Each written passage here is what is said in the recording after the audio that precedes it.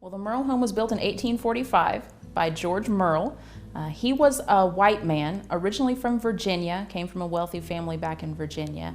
He moved down to Tennessee in about 1830, right across the border from the old Cherokee Nation, where they were living in Tennessee, Georgia, and North Carolina area.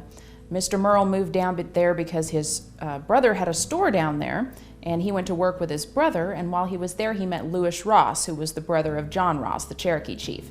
And he ended up working for Lewis Ross and then married Lewis Ross's daughter, Minerva, in 1834 in Tennessee. They all moved out here on the Trail of Tears with the Cherokees in the late 1830s.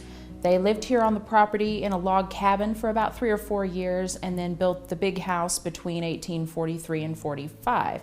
And around that same time there were several rich Cherokee families that were building big plantations like this around the Cherokee Nation.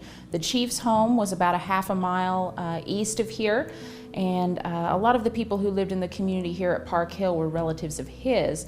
Most of the big houses that were built at the time this one was were destroyed during the Civil War.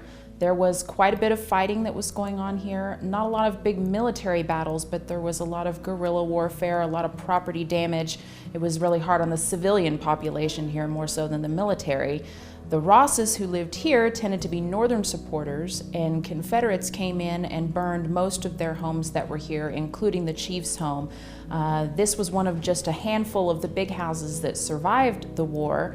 We think that this one survived because Mr. Murrell was from Virginia and was a Confederate supporter, and her family were Northern supporters, so we had both sides. It was raided several times by both sides over the course of the war, but never burned. And today it's the only surviving plantation home in Oklahoma.